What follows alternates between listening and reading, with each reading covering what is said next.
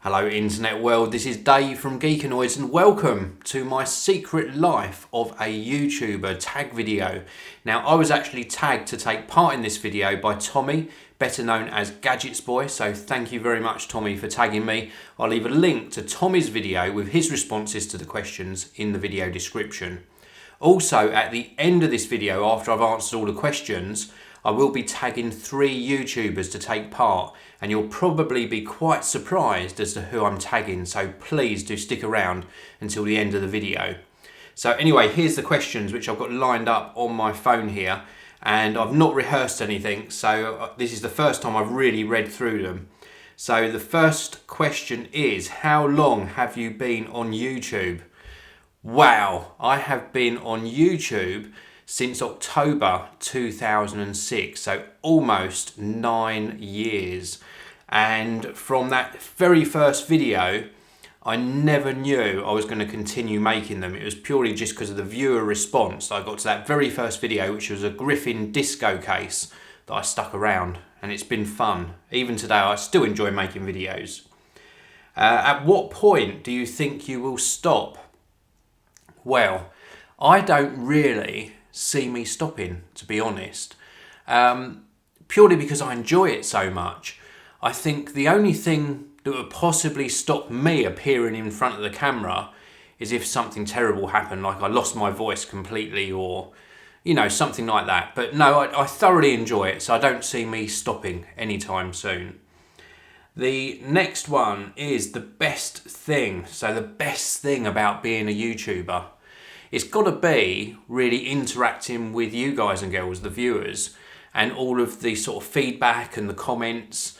The reason that I think the Geekanoids channel has worked for me is because of the community aspect of it, and where things like this happen as well. You know, if I hadn't have been on YouTube, Tommy wouldn't have known me and wouldn't have known to have tagged me, and I wouldn't get all the comments in the videos and all the interaction even off of YouTube on things like Twitter and Facebook and Google+. So it really is just the interactivity. And what's the worst thing? The worst thing about YouTube? It probably is the actual misconception that a video that's 5 minutes long, and this is the misconception on some viewers' part, not everyone, a lot of people understand, but a 5-minute video, some people think takes 5 minutes, when in fact it doesn't. Any content creator knows that. A lot of thought process goes on before the video, during the video, and of course after the video with editing, uploading, publicising the video, etc. So that's probably the worst thing, is just the misconception factor. How many thumbnail options do you usually take? I've got a bit of a weird answer to that one, because I know some people do a few thumbnails and until they get it just right.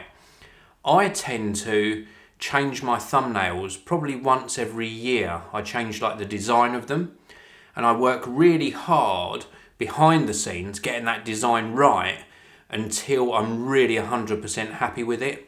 And then I'll roll out that series of thumbnails. I hope that makes sense. You'll see that the thumbnails I use on the channel now, I'm really pleased with how they've turned out, because I've started colour coding them, so you can really see whether it's a technology video or a review, an unboxing. Apart from obviously by the title, I've got that colour coded strip down the side, and I think that works really well. I'm really pleased with it, so I hope that answers your question. So the next question, and how on earth am I meant to answer this one? YouTuber crush. Who is my YouTuber crush? How am I meant to answer that? I'm a happily married man with children, and you're asking me who my YouTuber crush is. Wow, do I embarrass somebody? Let me put it this way, it's somebody who sings to me. That's all I'm saying. That's all I'm saying. I'm not going to embarrass somebody on video, including myself. Next question is, who's on your collab wish list?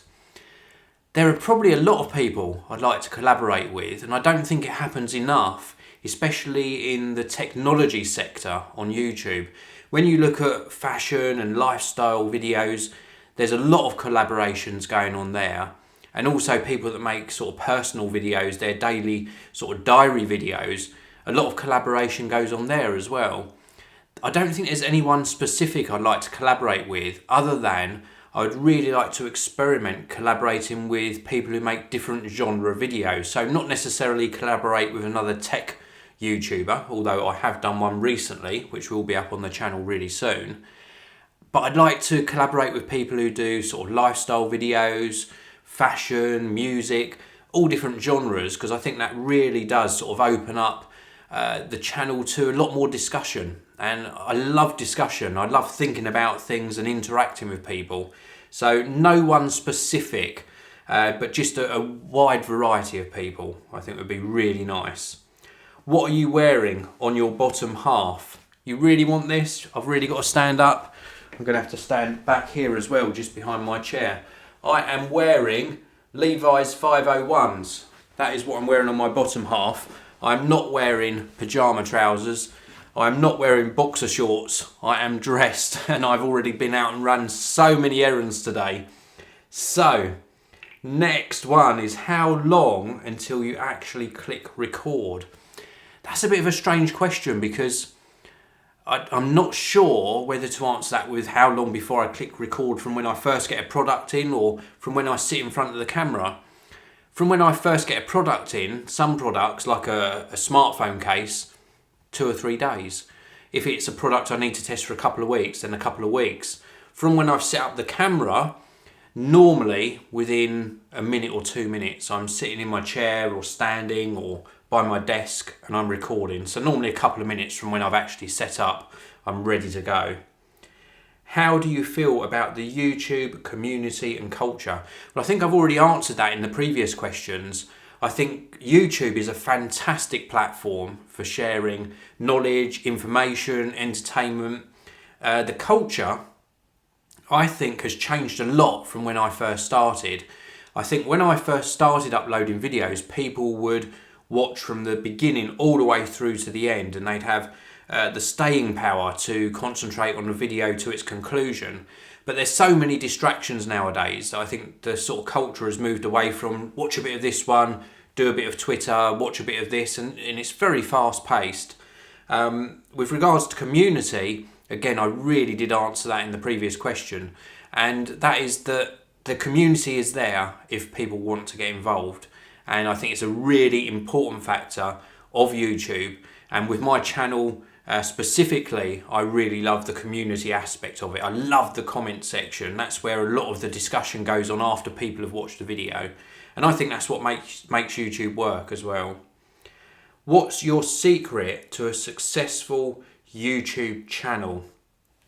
Wow, I've been asked this many, many times. And I think it's quite a few things, but the main things that make a YouTube channel successful is being passionate about what you do and not pretending to be somebody else. If you're passionate about the subject matter you're talking about, then that will come across in your videos.